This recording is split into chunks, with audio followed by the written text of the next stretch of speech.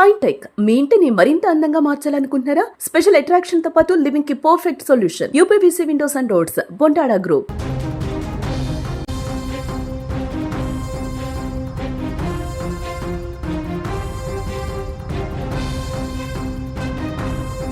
ప్రేమకు కులం అడ్డు కాదని భావించి మనసు పట్టవాడితో 7 అడుగులు వేసిందా యువతి. పచ్చని సంసారంలో కొత్త ప్రాణం రూపు పోసుకుంటోంది. త్వరలోనే అమ్మా అని పిలిపించుకోవాలని కలలు కన్నా ఆ గర్భిణికి కన్న తండ్రే కాల ఎముడయ్యాడు. కులం తక్కువ వాడిని పెళ్లి చేసుకుని మా పరువు తీస్తావా అంటూ కడుపుతో ఉన్న కూతురు అని కూడా చూడకుండా రాడ్లతో దాడి చేసి ప్రాణాలు తీశారు.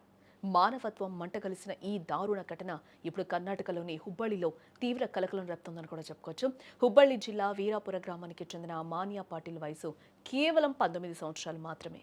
డిగ్రీ చదువుతున్న సమయంలోనే అదే గ్రామానికి చెందిన వివేకానందతో ఆమె ప్రేమలో పడింది. అయితే వీరిద్దరూ ప్రేమకు కులం గోడ అడ్డుగా నిలిచింది. వివేకానంద దళిత యువకుడు కావడంతో మాన్యా తండ్రి గౌడ పాటిల్ తీవ్రంగా వ్యతిరేకించడం జరిగింది. ఆ సామాజిక వర్గం వాడిని ప్రేమిస్తే మన పరువు పోతుందని, అందరూ చావాల్సిందే అని గట్టిగా హెచ్చరించడం కూడా జరిగింది.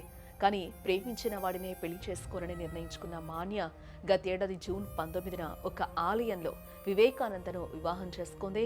పెళ్లి తర్వాత ప్రాణహాని ఉందని భావించిన ఈ జంట పోలీసులను ఆశ్రయించడం జరిగింది. పోలీసులు ఇరు వర్గాలకు సర్ది చెప్పి పంపించేశారు.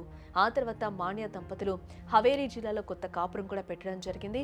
గత 7 నెలలుగా ఎలాంటి గొడవలు లేకపోవడంతో తన తల్లిదండ్రులు అంతా మర్చిపోయారని, తనను క్షమించారని మాన్యా భావించింది.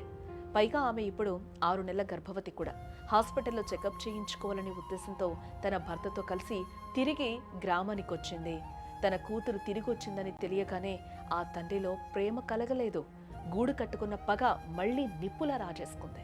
తన పరువు తీసి అత్తమామల ఇంట్లో ఉంటావా అంటూ ఆగ్రహంతో ఊగిపోయాడు గౌడ పాటిల్. తన బంధువులైన వీరన్న గౌడ, మహదేవ గౌడ పాటిల్, అరుణ్ గౌడ పాటిల్తో కలిసి వివేకానంద ఇంటిపై దాడికి దిగాడు. చేతికి దొరికిన రాడ్లు, పైపులతో విచక్షణారహితంగా దాడి చేశారు. తన భర్తను, అత్తామామలను కొట్టదని మాన్య ప్రాధేయపడింది. వారి కాళ్లు పట్టుకుంది, అడ్డుపడింది. అడ్డు వచ్చిన ఆమెను కూడా కన్న తండ్రి కనికరం లేకుండా చితకబాదాడు.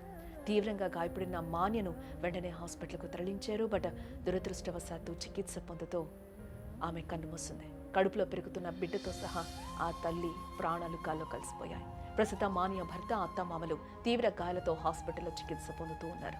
ఈ అమానుష ఘటనపై కేసు నమోదు చేసిన పోలీసులు నిందితులను అరెస్టు చేసి జైలుకు తరలించారు. కులం కోసం కన్న కూతుర్ని బలి తీసుకున్న ఈ ఘటన స్థానికంగా పెను సంచలనం సృష్టించింది.